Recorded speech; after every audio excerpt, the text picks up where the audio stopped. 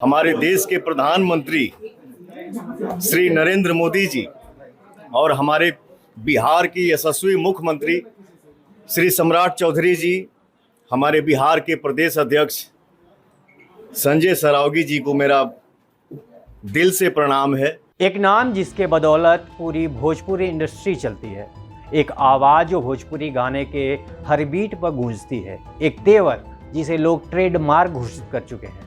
अब वही तेवर बिहार के सदन में गूंजने जा रही है।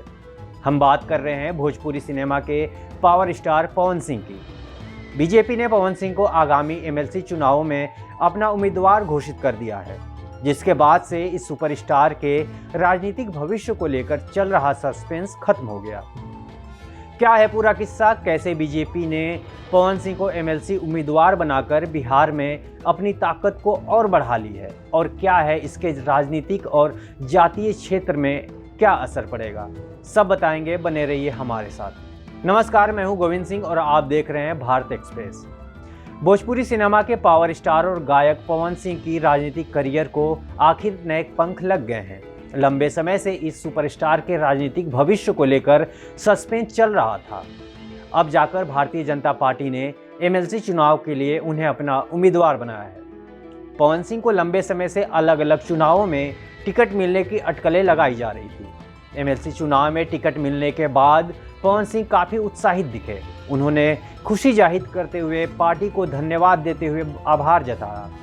उन्होंने कहा कि मेरे ऊपर विश्वास जताने के लिए भारतीय जनता पार्टी को दिल से आभार और धन्यवाद। बिहार के मुख्यमंत्री सम्राट चौधरी से लेकर बीजेपी प्रदेश अध्यक्ष संजय सरावगी तक ने उन्हें बधाई संदेश दिया। वहीं बीजेपी के वरिष्ठ नेता शाहनवाज हुसैन ने उन्हें एमएलसी चुनाव में बीजेपी का उम्मीदवार बनाने पर बधाई देते हुए उज्जवल भविष्य की कामना की। पवन सिंह को टिकट मिलना उनके राजनीतिक करियर के लिए एक बड़ा टर्निंग पॉइंट बताया जा रहा है। साल 2024 के लोकसभा चुनाव में बीजेपी ने उन्हें आसनसोल से उम्मीदवार बनाया था। उनके गाने को लेकर जब विपक्ष ने सवाल उठाने शुरू कर दिए तो अंत में उन्होंने चुनाव लड़ने से मना कर दिया।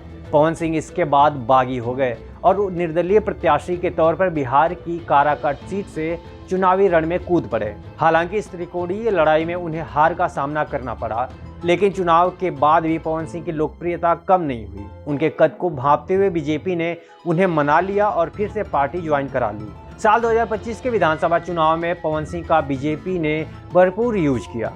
इसका परिणाम भी बीजेपी के पक्ष में रहा। पवन सिंह के गढ़ माने जाने वाले शाहाबाद इलाके में एनडीए ने शानदार प्रदर्शन किया, जिसके बाद से यह तय माना जाने लगा कि बीजेपी उन्हें कोई बड़ा तोहफा देगी। अब जाकर उन्हें बीजेपी ने सीधे विधानसभा भेजने का फैसला लिया है। पावर स्टार पवन सिंह को बीजेपी ने टिकट देकर न सिर्फ भोजपुरी बेल्ट में अपनी ताकत बढ़ाने की कोशिश की है, बल्कि एक बड़े जातीय जनाधार को भी साधा है। पवन सिंह क्षत्रिय समाज से आते हैं। बिहार की राजनीति में इस जाति की पकड़ इस बात से लगाई जा सकती है कि इस समय किसी एक जाति के सबसे ज़्यादा विधायक क्षत्रिय समाज से ही हैं।